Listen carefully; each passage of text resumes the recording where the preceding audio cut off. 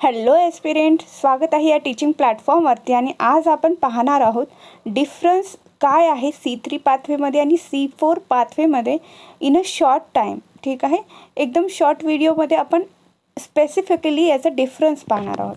आपल्याला माहिती आहे फोटोसिंथेसिस ही कुठं होत असते? ऑल ग्रीन प्लांटमध्ये होत असते. ऑल ग्रीन प्लांटमध्ये क्लोरोप्लास्ट प्रेझेंट असतो आणि त्याचमुळे इथे काय होत असते? फोटोसिंथेसिस होत असते. आता हे C3 पाथवे काय आहे आणि C4 पाथवे काय आहे? मला तुम्ही सांगा, तुम्ही जेव्हा फोटोसिंथेसिसची रिॲक्शन पाहता ती कशी आहे? तुम्ही केमिकल इक्वेशन मला इथे सांगू शकता, कमेंटमध्ये सुद्धा लिहू शकता.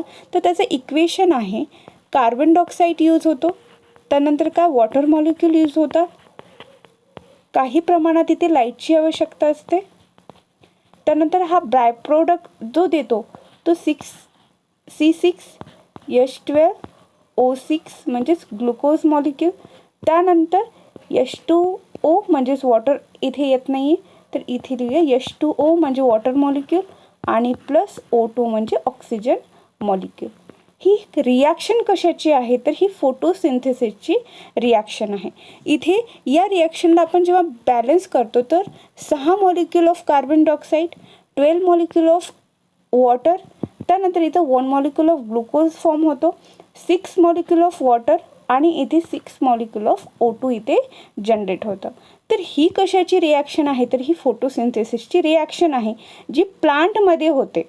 ठीक आहे, तर आता मला सांगा, आपण पाहिलेलं आहे जेव्हा इथं O2 रिलीज होतो तो O2 हा CO2 मधून रिलीज झाला की H2O मधून रिलीज झाला?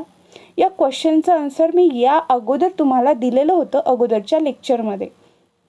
पुन्हा मी इथे रिकॉल करते. तर जो इथे O2 रिलीज होतो तो कशातून रिलीज होतो? तो वॉटरमधून रिलीज होतो. हे तुम्हाला लक्षात ठेवायचं, हे नेहमी विचारतात कारण हा कन्फ्युजिंग पॉईंट आहे. तुम्हाला वाटणार कधी O2 मधून निघतो का, H2O मधून निघतो का? तर नाही, वॉटरमधूनच हा O2 निघत असतो. हे क्लिअर आहे. आता मी इथे कन्सेप्टकडे, जो आपला टॉपिक आहे मूळ मुद्द्याकडे येते. जे C3 पाथवे आणि C4 पाथवे जे आपण म्हणत आहोत तर ती काय आहे? आता मला सांगा, इथे जे कार्बन डायऑक्साईड आहे ना, तो सुद्धा कुठेतरी फिक्स्ड होत असेल, कोणीतरी त्याला फिक्सेशन करत असेल ना, तेव्हाच ही रिॲक्शन घडून येते. तर हा कार्बन डायऑक्साईड फिक्स करण्यासाठी आपण या अगोदर पाहिलेलं आहे लाईट रिॲक्शन काय असते, डार्क रिॲक्शन काय असते. तर हा कार्बन डायऑक्साईड जेव्हा फिक्स होतो तेव्हा काय होतं की याला फिक्स होण्यासाठी झाल्यानंतर काही प्रोडक्टची आवश्यकता असते. म्हणजे काही मॉलिक्युल्स असतात जे ऑर्गॅनिक मॉलिक्यूल आहेत आणि ते काय करतात, या कार्बन डायऑक्साईडला फिक्स करतात. एक मॉलिक्यूल आहे 3 कार्बनचा, जो आहे फॉस्फोग्लिसरिक ॲसिड.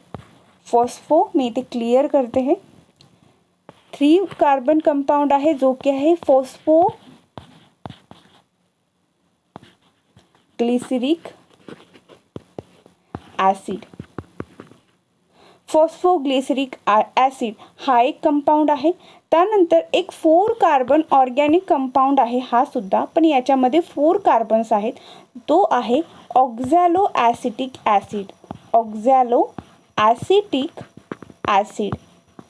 आता तुम्हाला हे लक्षात आलं? तुम्ही फक्त एवढं क्लिअर करत चला. हे 2 आपल्याला ऑर्गॅनिक प्रोडक्ट इथे भेटलेले आहेत, ऑर्गॅनिक मॉलिक्यूल इथे भेटलेला आहे.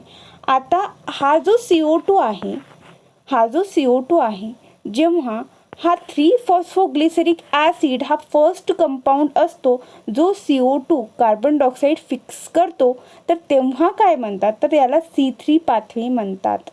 कारण जो पहिला मॉलिक्यूल आहे जो की कार्बन डायऑक्साईडला फिक्स करत आहे, तो किती कार्बनचा आहे? तर तो 3 कार्बनचा आहे. ठीक आहे, यावरूनच C3 पडलेला आहे. आणि तो कोणता आहे? तर तो फॉस्फोग्लिसरिक ॲसिड आहे. एवढं कळालं? आणि हाच जेव्हा अजून स्टडी केली तेव्हा हे कळालं की फक्त 3 फॉस्फोग्लिसरिक ॲसिड हा मॉलिक्यूल कार्बन फिक्सेशन करत नाही, तर त्याचबरोबर 4 कार्बन कंपाऊंड जो आहे, जो की ऑक्झॅलो ॲसिटिक ॲसिड आहे, तो सुद्धा कार्बन डायऑक्साईड फिक्स करतो काही प्लांट्समध्ये. तर अशा प्लांटमध्ये C4 पाथवे ही रन होत असते. तुम्हाला इथे क्लिअर झालं असेल. हे अतिशय कन्फ्यूज करणारा टॉपिक आहे की C3 पाथवे काय आहे, C4 पाथवे काय आहे. इथे आपण एकदम शॉर्टमध्ये समजून सांगण्यासाठी प्रयत्न केलेला आहे की CO2 जिथे फिक्स होतो, जो 3 कार्बन कंपाऊंड असतो, त्या कंपाऊंडला जेव्हा रिॲक्शन तिथे घडते तिथे C3 पाथवे म्हणतात. आणि तोच CO2 जेव्हा फिक्स होतो 4 कार्बन कंपाऊंडमध्ये, जो की ऑक्झॅलो ॲसिटिक ॲसिड आहे, त्याला C4 पाथवे म्हणतात. ठीक आहे. अजून इथे आपण पुढे न जाता इथेच थांबूया, कारण एकदाच जर तुम्हाला सांगितलं तर ते तुमच्या लक्षात येणार नाही. तर तुम्ही फक्त एवढा पॉईंट जो आहे तो क्लिअर करून ठेवा. या पॉईंटमध्ये काही अडचण असेल, काही कळालं नसेल तर कमेंट सेक्शनमध्ये नक्की ड्रॉप करा. मी तुमची क्वेरी सॉल्व करण्याचा प्रयत्न करेन.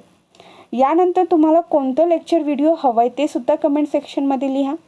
व्हिडिओ लेक्चर आवडला असल्यास लाईक करा, शेअर करा, सबस्क्राईब करा, तुमच्या फ्रेंड्सला देखील शेअर करा. Thanks for watching me. Thank you so much.